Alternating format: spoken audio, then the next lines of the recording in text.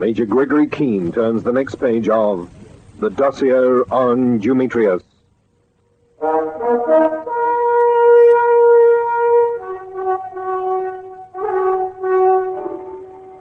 At last I had to admit the truth about Haley Bergner, the only woman I had ever loved, the only woman I ever would love.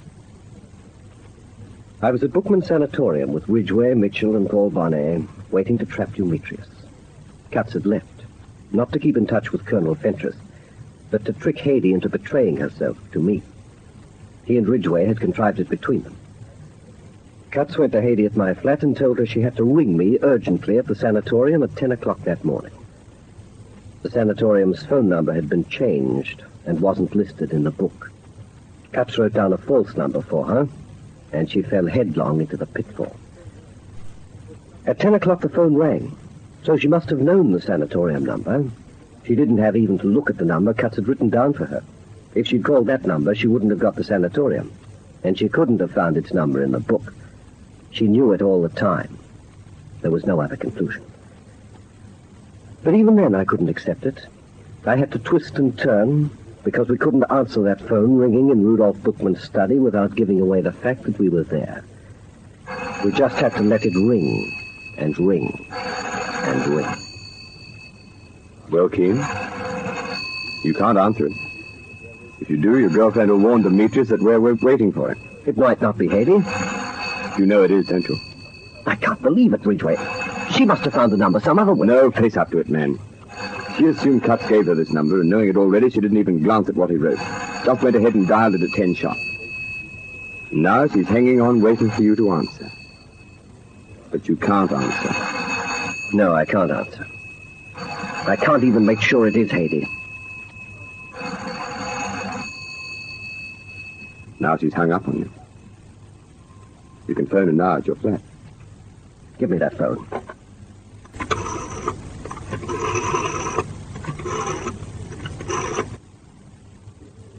Hello? It's Keene here, Haydee. Did you ring the sanatorium as Katz told you? Yes, I've just this minute hung up. There was no answer. I didn't go to the place. Where are you? At a house in Soho. With the sanatorium empty, I thought I might hunt about to see if I couldn't find something we'd overlooked. You know, on the off chance we'd get a lead to Dumetrius on the continent. But Keene, darling, Katz said you were on your way to Bookman's when he left you. So I was, then. Will you be going there later? No. No, I won't be going near the place. I've turned up something else. We've found a fellow who thinks Dumetrius and Yachty might be hiding in Paris for a while. Look, I have to hang up now. Wait there for me, and I'll see you sometime tonight. I'll be waiting, darling. I'd wait for you forever. I love you. Bye. No? What did she say? She said she loved me. Did you hear that, Ridgway? She said she loved me. Steady on, Keene. Who are you ringing now? Just shut up, will you, Ridgway? Hello, extension 462. Gregory Keene. When did you and Katz finally make up your minds about her, Ridgway? Katz walked into your flat and heard her talking to someone, probably Dumetrius, warning them to watch out. The sanatorium was empty, but you were still on the job. You, your sister, Fentress, Katz. Everyone. Oh, hello, Titus. Gregory Keene here. This is vitally urgent, Titus, of the utmost importance. How long will it take you to cut my telephone off? Yes, my own phone at the flat. 10 minutes is too long. I want it cut off now. Yes, now I tell you. All right. Yes, do whatever you like, but no calls must go through my phone today. She won't be getting in touch with Dumetrius from my flat anymore. They're cutting it at the Sloane Square Exchange. What are you going to do about her? I don't know. Oh, Ridgway, there must be some explanation. There has to be.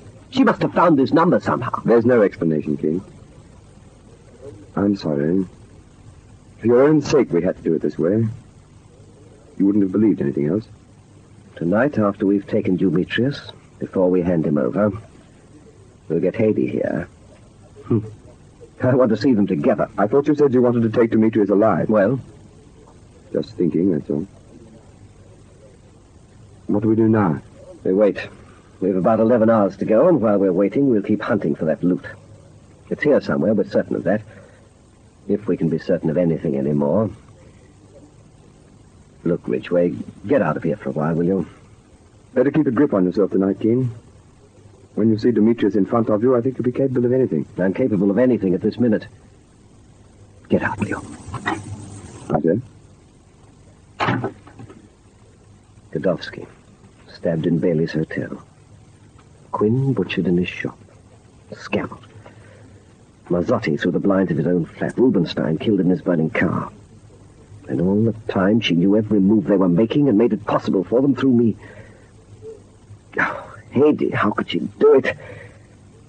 How could she? How could she?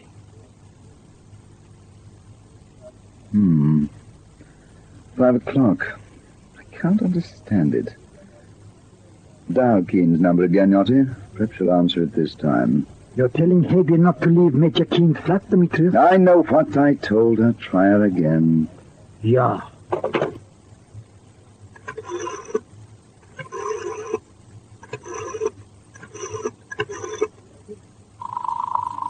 It's buzzing.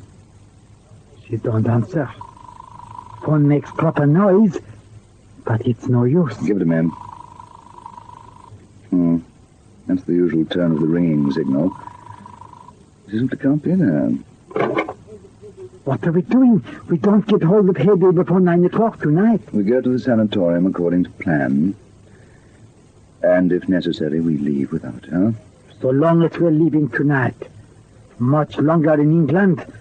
And we're not giving away at all. I've told you before, we leave the moment we get our loot out of Bookman's sanatorium. Why are they taking police away? When we go there tonight with ambulance. What's the matter with you, Yachty? It's too easy. That is what's matter with me. They don't make it easy before. They're finding Scammell. They're finding Godowski. They get Tony Mazzotti ready to betray us. They say Peter Ridgway. But they're telling us he is dead. They're finding Rubenstein. They're nearly getting us when we're fixing him at the quarry. Now they're walking away and making us present of loot. You went through the sanatorium yourself last night, didn't you? And it was empty. That's what I'm not understanding. Yachty, would you call me a patient man? This isn't time for mistakes. I decide what's right and what isn't, Yachty. I'm getting tired of hearing you talk about Haydee and Gregory Keene. We won't hear any more of it, Yachty. Does that penetrate the distorted ganglion you call your mind? We won't hear any more of it. Something is not right with this. Then continue to do as I say if you want to keep it. Your life. Now get down to the boat and bring Werfel and Gonski back with you. And say nothing to them about us not hearing from Haydee. Yeah, I go to the boat. But we're hearing from Haydee or something goes wrong, Dimitri.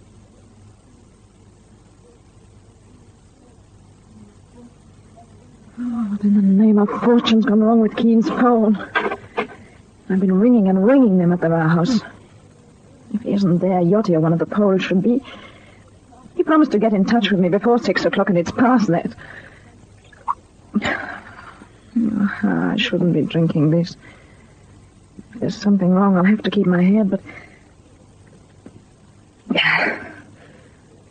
Only a few hours to go, and yet...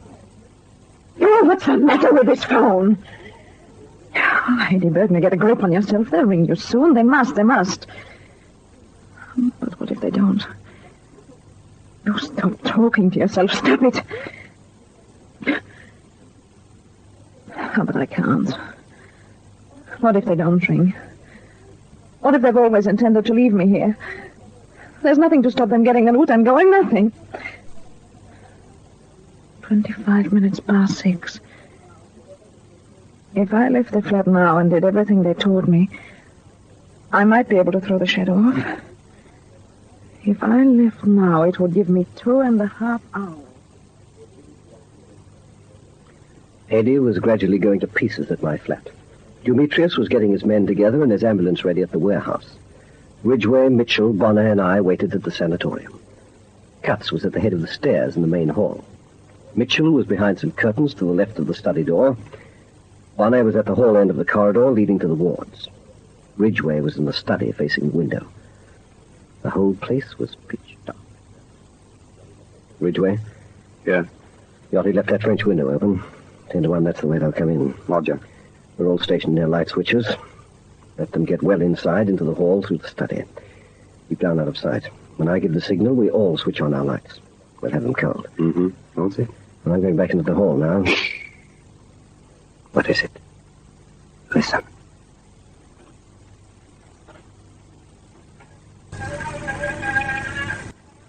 This is it, Keene. There's someone coming through that French window.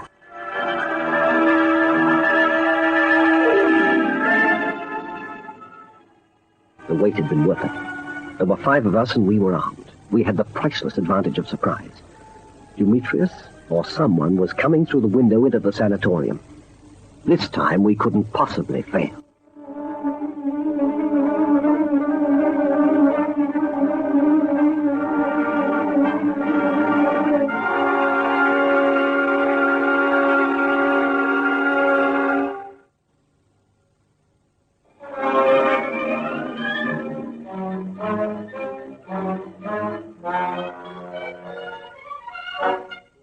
Who came through the sanatorium window?